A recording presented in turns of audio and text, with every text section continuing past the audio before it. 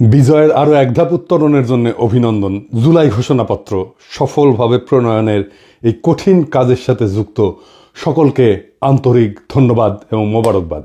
এই গুরুত্বপূর্ণ অবদানের জন্য আপনাদের কাছে বাংলাদেশ কৃতজ্ঞ থাকবে। তবে এই ঘোষণাপত্রে কি জাতির আকাঙ্ক্ষা পূর্ণ করতে পারছে? না, পারে নাই। এই ঘোষণাপত্র আরও সর্বাঙ্গ সুন্দর হইতে পারত যদি কিছু সীমাবদ্ধতা দূর করতে পারত। এটা হয় নাই সম্ভবত দুইটা কারণে। এক, রাজনৈতিক দলগুলোর মধ্যে অর্গানিক ইন্টেলেকচুয়াল ক্যাপাসিটি বা বুদ্ধিবৃত্তিক ক্যাপাসিটি এটা না থাকা, বা নেহায়েতি বিপ্লবের আকাঙ্ক্ষা বুঝতে ব্যর্থ হওয়া। আমি এই জন্যই বলি যে বিপ্লবের আকাঙ্ক্ষা প্রচলিত রাজনৈতিক দলগুলো ধারণ করতে না পারলে নতুন রাজনৈতিক শক্তি উত্থিত হবে। আসেন এখন আমার মতে এই ঘোষণাপত্রে 5টা প্রধান সীমাবদ্ধতা নিয়ে আলাপ করি। অনেকেই অনেক বিষয় নিয়ে আলাপ করতেছেন, সবগুলোই ভ্যালিড।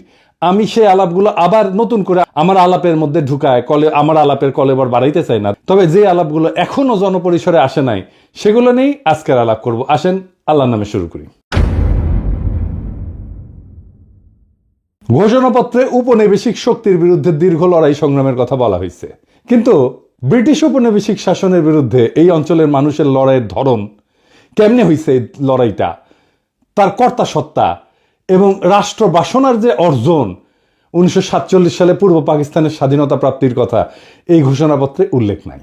সত্য উচ্চারণে এরকম হীনমন্যতা, পূর্বপুরুষের বীরত্বপূর্ণ অবদানকে এড়ায় যাওয়া, তাদের মহান আত্মত্যাগের স্মৃতি অনুচ্চারিত রাখাটা ঘুরে ফিরে ওই একই বাঙালি জাতীয়তাবাদী বয়ানের রেখে যাওয়া, স্থির করে দেওয়া বিন্দু থেকে আমাদের ইতিহাসকে দেখার, পাঠ করার যে অলাথ চক্র তার মধ্যে আটকায় গেল।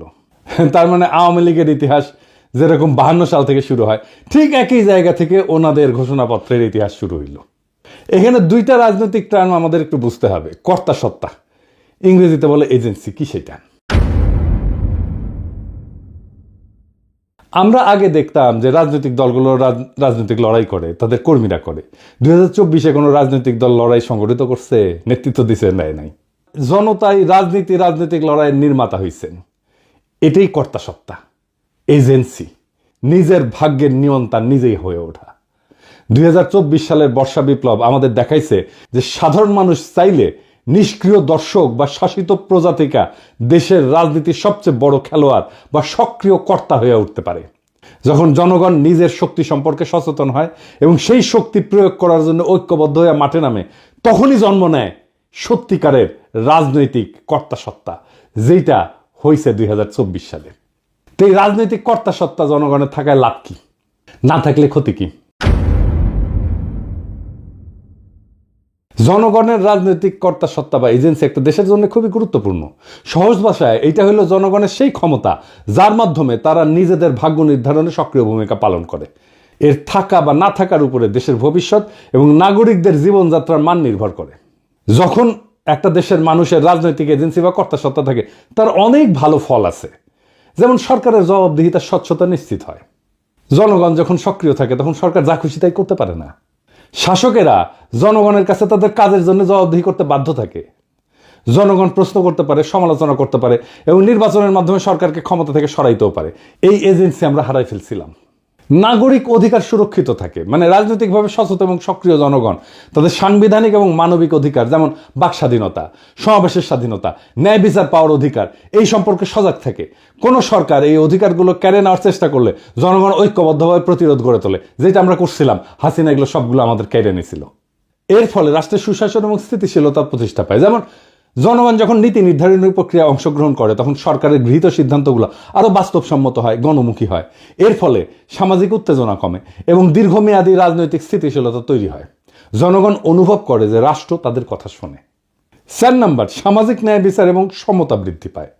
সমাজের প্রান্তিক, দরিদ্র, অনগ্রসর এবং সুবিধাবঞ্চিত গোষ্ঠীগুলো তাদের এজেন্সির মাধ্যমে নিজেদের দাবি দেওয়া তুলে ধরতে পারে। এর ফলে রাষ্ট্র তাদের প্রতি নজর দিতে বাধ্য হয় এবং সমাজে অর্থনৈতিক এবং সামাজিক বৈষম্য কমে আসে। যেমন ধরেন শ্রমিক সংগঠনগুলো তাদের কর্তা সত্তা প্রয়োগ করে ন্যায্য মজুরি এবং নিরাপদ কর্মপরিবেশ আদায় করে নিতে পারে। এবং 5 নাম্বার, জাতীয়তাবোধ এবং দেশপ্রেম শক্তিশালী হয়। যখন জনগণ মনে করে যে দেশটা তাদের এবং দেশের ভালো মন্দে তাদের ভূমিকা আছে, তখন তাদের মধ্যে স্বাভাবিকভাবেই দেশপ্রেম, জাতীয়তাবোধ বৃদ্ধি পায়। তারা দেশের সম্পদ রক্ষা করে, দেশের উন্নয়নে নিজেদেরকে অংশীদার মনে করে। আর যেই দেশে জনগণের রাজনৈতিক এজেন্সি না থাকে সেই দেশে এক অন্ধকার পরিস্থিতি তৈরি হয়। সেই দেশের স্বৈরাচারী আর নিপীড়নমূলক শাসনের জন্ম হয়, যেটা হাসিনার আমলে হয়েছে। শাসকেরা যা খুশি তাই করতে পারে, সরকার ধীরে ধীরে স্বৈরাচারী হয়ে ওঠে এবং জনগণের উপরে নিপীড়ন নির্যাতন চালায়, ভিন্ন মতকে শক্তি দিয়ে দমন করা হয়। হাসিনা যা যা করছে, হাসিনার আমলে আমরা এজেন্সি হারাইছিলাম, আমাদের কর্তা সত্তা হারাইছিলাম, ব্যাপক দুর্নীতি এবং সম্পদ লুণ্ঠন হয়, কারণ সরকারের কোনো জবাবদিহিতা থাকে না। রাষ্ট্রীয় সম্পদকে ব্যক্তিগত সম্পদে পরিণত করা হয়। ক্ষমতাসীন এবং তাদের মদতপুষ্ট একটা গোষ্ঠী ব্যাপক দুর্নীতিতে জড়ায় পড়ে, দেশের সম্পদ বিদেশে পাচার হয়ে যায় এবং সাধারণ মানুষ রাষ্ট্রীয় সম্পদের সুফল থেকে বঞ্চিত হয়। একই জিনিস ঘটছে হাসিনার আমলে। এর ফলে দেশ অর্থনৈতিকভাবে পঙ্গু হয়ে যায়, ধনী গরিবের মধ্যে বৈষম্য আকাশচুম্বী হয়। এজেন্সি না থাকলে নাগরিক অধিকারের চরম লঙ্ঘন হয়। যেখানে এজেন্সি নাই সেখানে অধিকারও নেই। মানুষের কথা বলার স্বাধীনতা, সংবাদপত্রের স্বাধীনতা, এমনকি নিরাপদে বেঁচে থাকার অধিকারও কেড়ে নেওয়া হয়। আইন বিচার ব্যবস্থা ক্ষমতাসীনদের হাতিয়ারে পরিণত হয়। দেখছেন না হাসিনার আমলে যা যা হয়েছে, সব আমাদের এজেন্সি বা কর্তা সত্তা হারানোর ফল। এর ফলে জনগণ দ্বিতীয় শ্রেণীর নাগরিকে পরিণত হয়, তাদের জীবন, সম্পদ, সম্মান সব হুমকির মুখে থাকে এবং জবাবদিহিতা না থাকায় অযোগ্য ব্যক্তিদেরকে গুরুত্বপূর্ণ পদে বসায় এবং দেশের জন্য ক্ষতিকর সব সিদ্ধান্ত নেয়। যেহেতু জনগণ কথা বলতে পারে না, তাই সেই ভুল বা সিদ্ধান্তগুলোই চলতে থাকে এবং রাষ্ট্র হিসেবে দেশটা ব্যর্থ হইতে শুরু করে। এর ফলে শিক্ষা, স্বাস্থ্য, অর্থনীতির মতো সমস্ত গুরুত্বপূর্ণ কাজ ভেঙে পড়ে একে একে এবং দেশের ভবিষ্যৎ অন্ধকার হয়ে যায়। সামাজিক স্থবিরতা দেখা দেয়, হতাশা দেখা দেয়।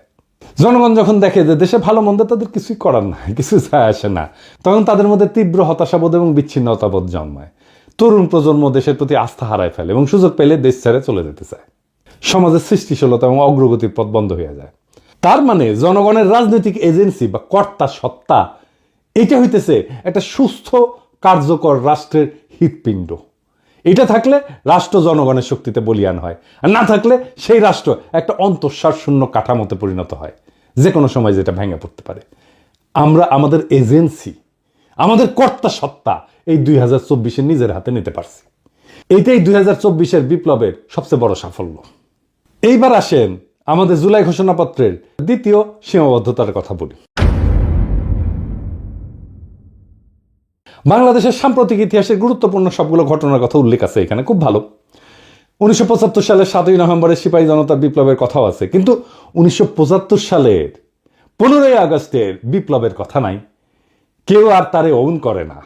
এই জন্যেই আওয়ামী লীগ মরসিয়া গাইতে পারে, বঙ্গবল্টু মরে নাই। 1975-এর 15 আগস্ট দেশপ্রেমিক সেনাবাহিনী শেখ মুজিবের বাকশাল সরকারকে উৎখাত করে। সেই বিপ্লব জনতা অভিষিক্ত করে, পথে নামে আসা তাদেরকে অভিনন্দিত করে। সিপাহী জনতার বিপ্লব কি আকাশ থেকে পড়ছে? 90-এর সামরিক স্বৈরাচারের বিরুদ্ধে গণ অভ্যুত্থানের পর 3 জোটের রূপরেখা এটা লেখা হয়েছিল, সেটা লঙ্ঘন করছে।